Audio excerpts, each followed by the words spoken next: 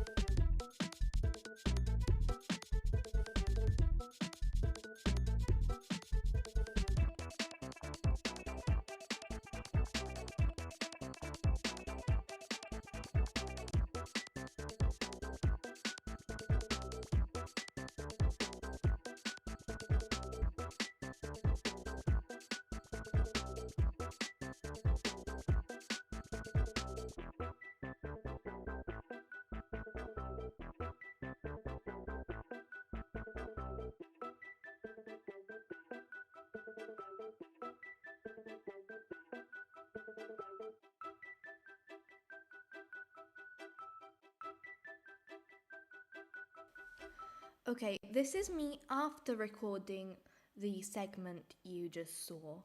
Basically, what I did was kind of, well, I recorded myself entering the game and kind of creating a character.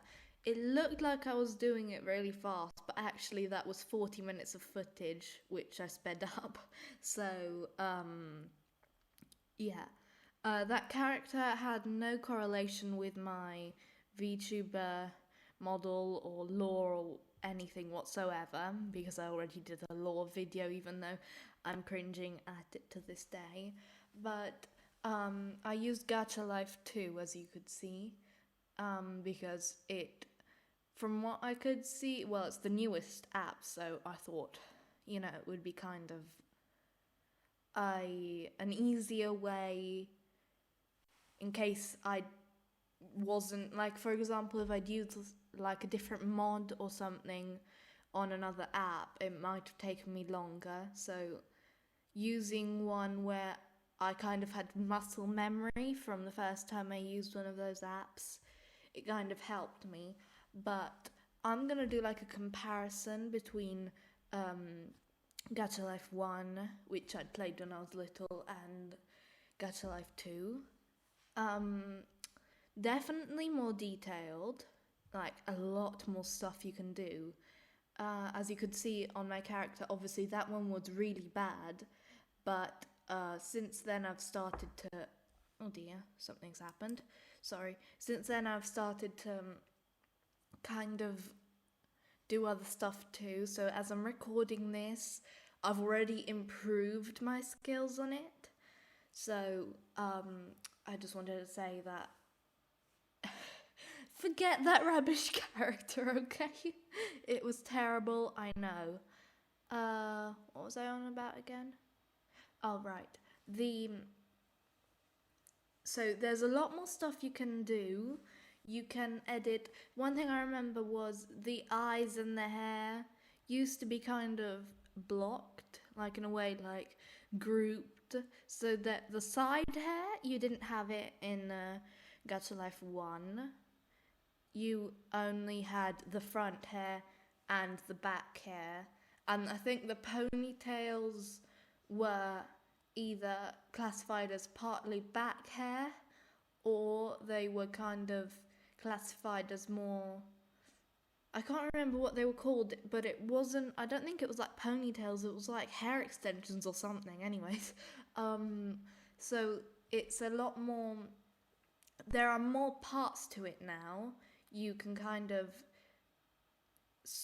like, it's not gonna. I remember.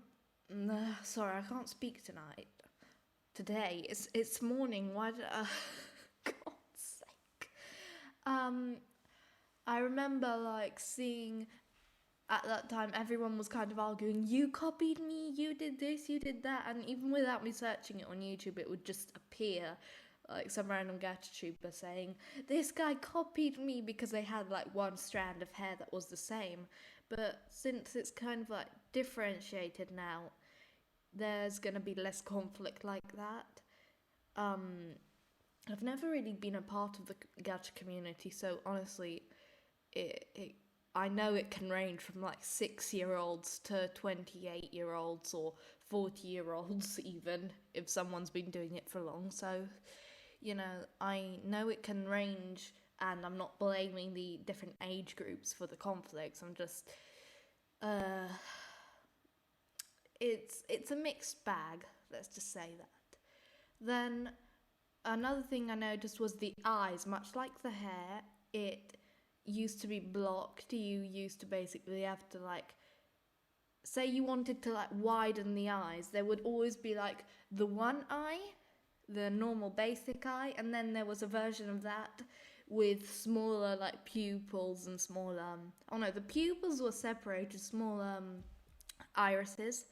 The pupils were the only thing that was separated. Now you have the lashes and sclera separated from both the irises and the pupil. So that was a nice touch, which I liked. So, yeah. Then I've noticed that a lot of things that used to kind of be paired together the like for example, you can change the left, the left one, you can change it and it will change for both. But then after that same thing, you can change the right one, and you can kind of have two at the same time, or remove one, or anyways, you can, like, they're not as stuck together, if you will. Like, it's a lot more separated. The adjustments, I feel like, are a lot easier to maneuver. The whole, like, style of the game is very, very similar. I don't know why. When I was preparing for this, I downloaded it months ago and it still thinks it's Christmas. I don't know why the intro screen still thinks it's Christmas. Then what else was there? Well, I'm not going to spoil you much on the next few episodes of In the Shoes, but another thing I noticed was the problem of the game being incomplete. Now, I think I've got the latest version, because it would have, I think, told me if there were updates.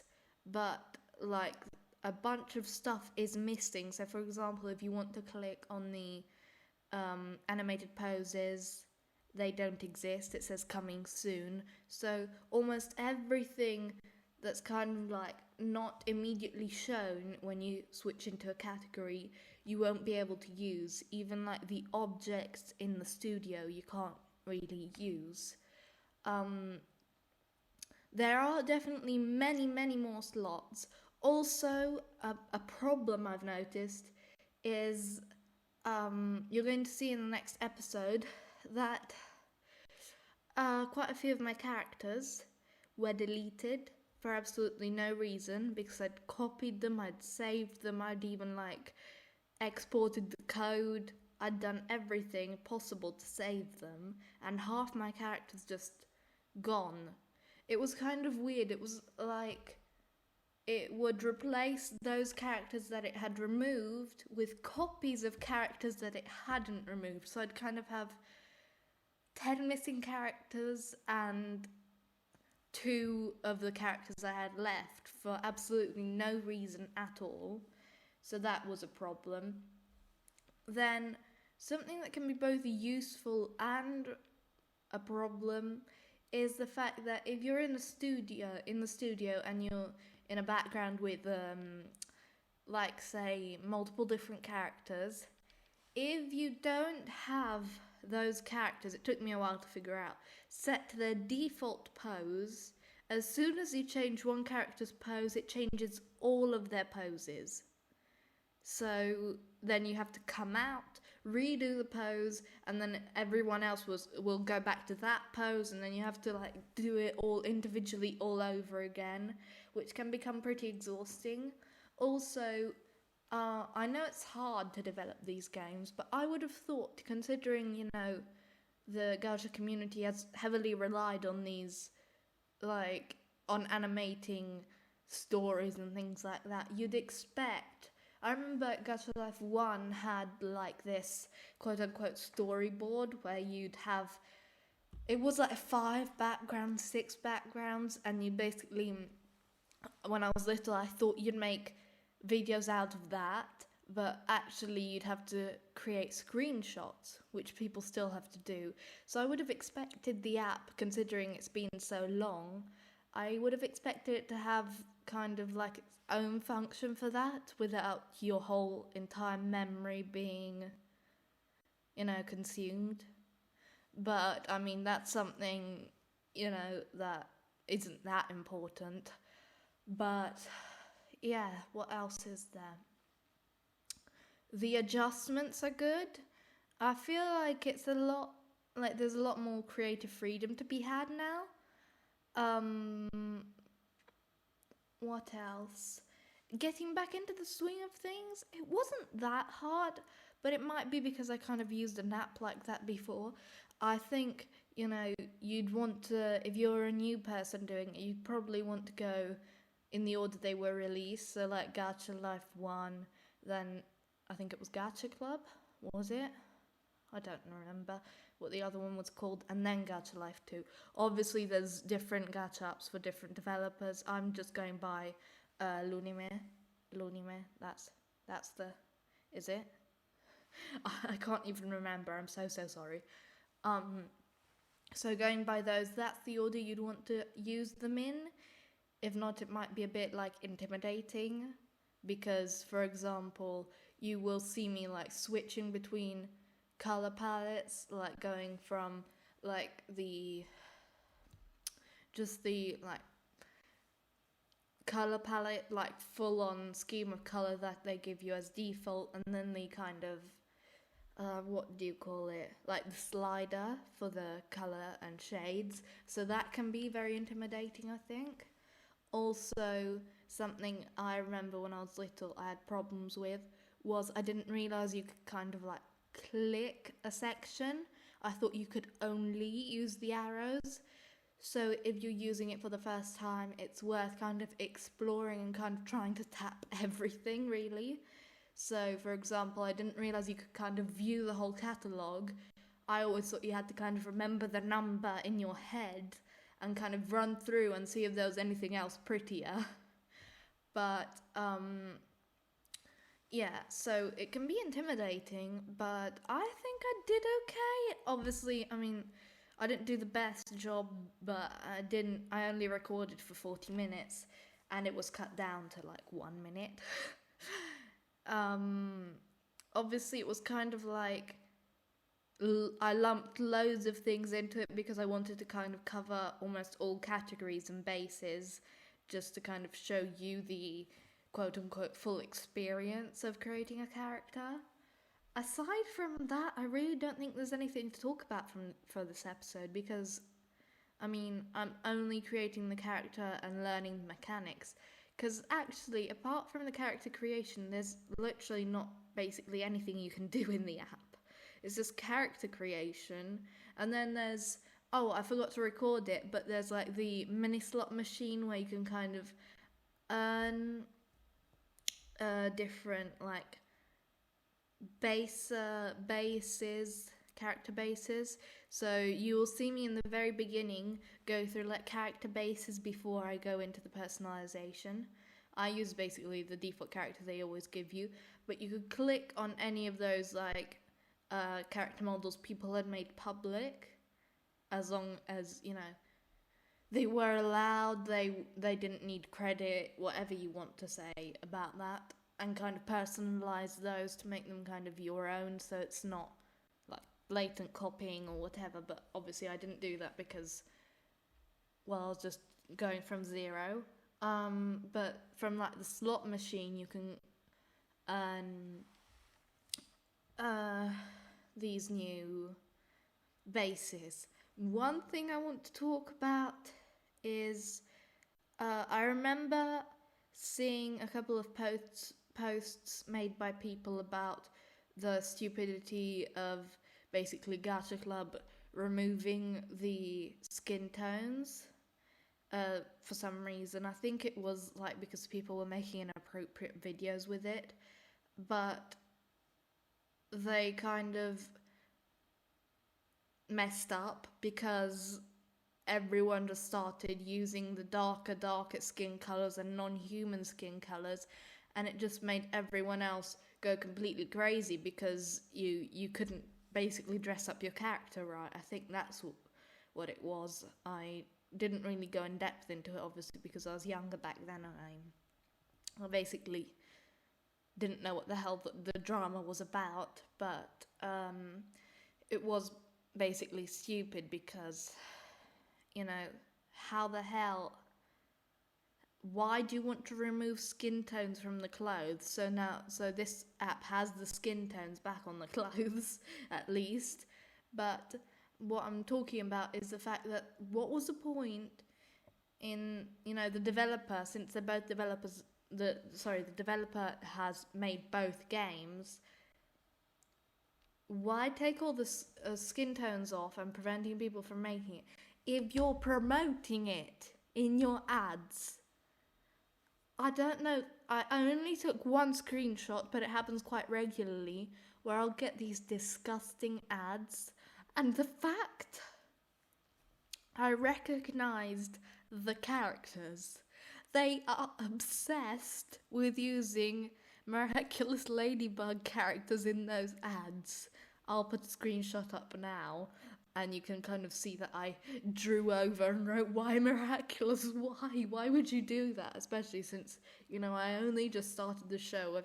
I kind of binged it last week and basically got through all 5 seasons, and it scarred me that the whole ad thing, it makes no sense. Why would you do that and harm the community of people when you're just promoting it in your ads?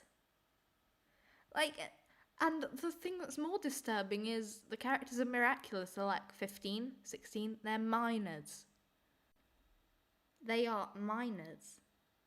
That's not okay. Those ads are not okay. Because if you want to, use Gacha Club and force people not to be able to use skin tones, when in reality you hadn't even blocked off all skin tones because it was racist, okay? The lighter skin tones were blocked off, but the darker ones weren't. So, if you were super pale or super dark skinned, you could still make it. So it made no difference. They did nothing. They found ways around it. Because obviously you thought removing all skin tones would help, but you didn't think about removing crop tops. Intelligent. So, yeah, that's what I remember seeing about Gacha Club's whole skin tone scandal thingy.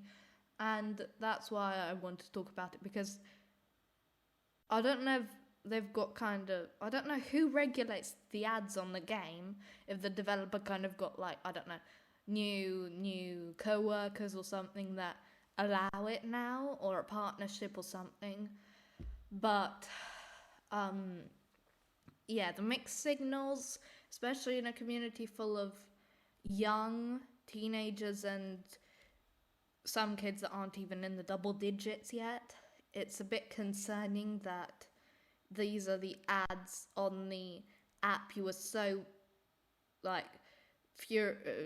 they were so fast to promote it, oh my gosh, this revolutionary second version of the app you've always loved, which isn't even fully developed yet. I'm going to put it out there, not finished at all, with really disturbing ads for all the 6-year-olds to use.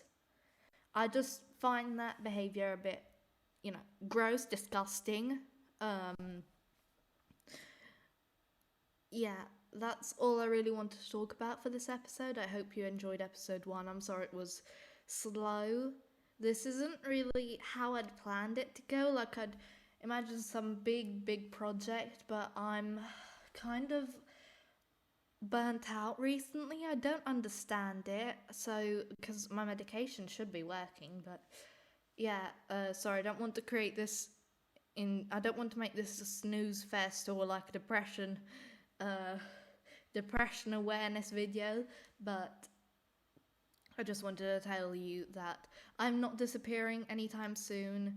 I've just started. I have many plans in the future, and even if this episode wasn't so great, I hope you enjoyed and will continue to enjoy this series as we continue.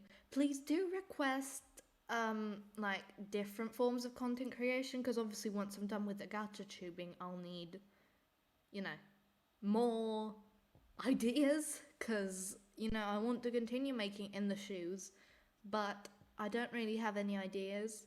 Sorry. But yeah, do tell me what other stuff you want me to do, and I love you so much. Thank you for watching, and thank you for your patience. I will see you next time in episode 2 of In the Shoes. Goodbye. I hope you had as much fun as me today. Same time tomorrow. If you enjoyed, you might also like these.